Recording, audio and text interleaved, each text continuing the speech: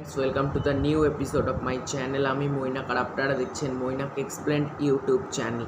তো গতকাল রাতেই তুফান সিনেমার যেটা ট্রেলার, সেই ট্রেলারটা ড্রপ করে দেওয়া হয়েছিল। তো আমি কালকে রিয়াকশানটা করিনি, একটু অসুবিধার কারণে আমি কালকে রিয়াকশানটা করতে পারিনি। তার জন্য very sorry every Sakibians and every audiences. তো চলো আজকের রিয়াকশানটা করি। আমি গতকাল থেকে ট্রেলারটা প্রায় 5-6 বার দেখেছি, কিন্তু জাস্ট রিয়াকশানটাই করতে পারিনি। তো ট্রেলারটা কেমন লাগলো? ট্রেলারটা সত্যি কথা বলতে একটা মার্ভেলাস ট্রেলার হয়েছে। ট্রেলারটা যেভাবে এন্ট্রি হচ্ছে, বলা হচ্ছে তুফান মানুষও নয়, তুফান শয়তানও নয়, তুফান যা হতে চেয়েছিল সেটাই হয়েছে, রাক্ষস। যেভাবে এন্ট্রি নিচ্ছে মানে খুব ভালো লাগছে। যেভাবে পাঞ্চ লাইনগুলো ইউজ করা হয়েছে না, সিরিয়াসলি ওইগুলো মানে যেভাবে ইউজ করা হয়েছে খুব ভালো লাগছে। একটা জায়গায় সিনস আছে দেখবে, যখন বলবে তুফান ডিস্ট্রিক্ট লেভেলে খেলবে, বলবে কিন্তু বাসির ভাই সাকিব খান তখন বলবে কিন্তু বাসির ভাই জানতো না তুফান একদিন ন্যাশনাল লেভেলে খেলবে।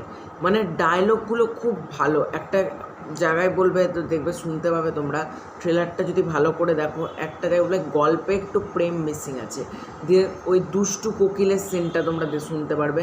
দুষ্টু কোকিলের যে সিনটা দেখলাম মিমি চক্রবর্তী, ওটা কিন্তু বেশ ভালো লাগলো। ওটা একটা মনে হচ্ছে একটা আইটেম সং বলা যেতে পারে। ওই গানটা কিন্তু আসবে, মানে ফিল্মে রয়েছে, সেটা তো ভালো মানে হলো। আর চঞ্চল চৌধুরীর ক্যারেক্টারটা তো মানে জাস্ট খেয়ে ফেলবে মনে হচ্ছে পুরো সিনেমাটা জুড়ে। যেটা সিআইবি আকরাম বলছে যে একটা সুযোগ দেন স্যার, তুফানকে জাস্ট খেয়ে নেব।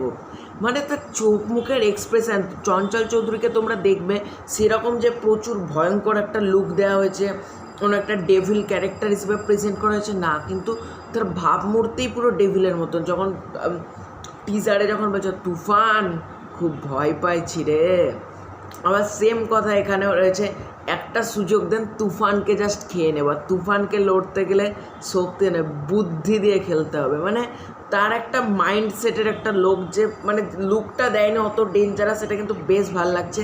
মানে তার অভিনয় দিয়ে চঞ্চল চৌধুরী খেয়ে নেবে পুরো। আর সাকিব খান ভার্সেস চঞ্চল চৌধুরী, এই টাসেলটা দেখার জন্য আমি সত্যি কথা বলতে ভীষণ এক্সাইটেড আছি যে টাসেলটা হতে চলেছে। আর সাকিব খান একটাকে বলবে তুফান হতে গেলে অ্যাকশান লাগে, রোম্যান্স লাগে, দিয়ে অ্যাকশান সিনসগুলো দেখাচ্ছে।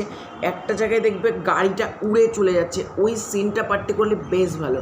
ট্রেলারের শেষের দিকে আমরা দেখতে পাই লোকনাথ দেখে আনএক্সপেক্টেডভাবে এক ঝলক দেখানো হয়েছে। আমি বুঝতে পারিনি লোকনাথ দেখেও ট্রেলারের মধ্যে রিভিল করে দেওয়া হয়েছে। এর আগে রাজ বাসুকেও দেখানো হয়েছে, বিশ্বজিৎ ঘোষকেও দেখানো হয়েছে, গৌতম হালদারকেও দেখানো হয়েছে টিজারটায়, ভালো করে দেখো যদি। তো আজকে লোকনাথ দেখেও কিন্তু ট্রেলারে দেখানো হয়েছে, যেটা কিন্তু বেশ ভালো লাগলো। এবং মিমি চক্রবর্তীর ডান্সটাও আমার কিন্তু পার্সোনালি ভালো লেগেছে। আমি প্রশংসা করতে হবে সিনেমাটার অ্যাকশান।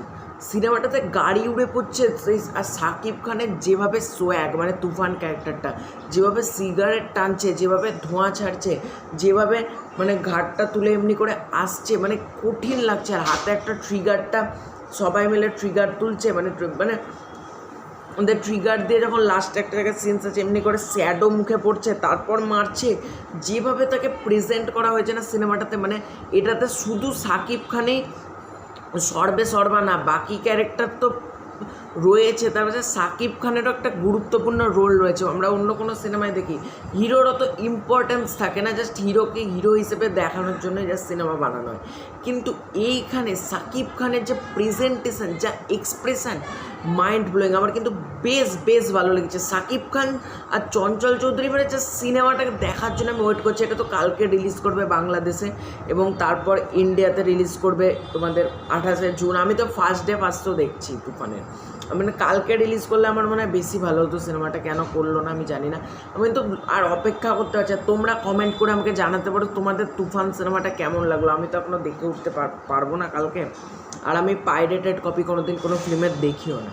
আমি যেটা দেখি হলে দেখতে না পারলে ওটিটিতে দেখি, ঠিক আছে? আমি কিন্তু তুফান সিনেমা আমি হলে ফার্স্ট ডে দেখবো এবং এনজয় করবো। তোমাদের কেমন লেগেছে ট্রেলারটা ডেফিনেটলি কমেন্ট করে জানাতে পারো। এই ভিডিওটা ভালো লাগলে লাইক করতে পারো, শেয়ার করতে পারো। আমাদের চ্যানেলে নতুন হয়ে থাকলে চ্যানেলটাকে অতি অবশ্যই সাবস্ক্রাইব করে দিও।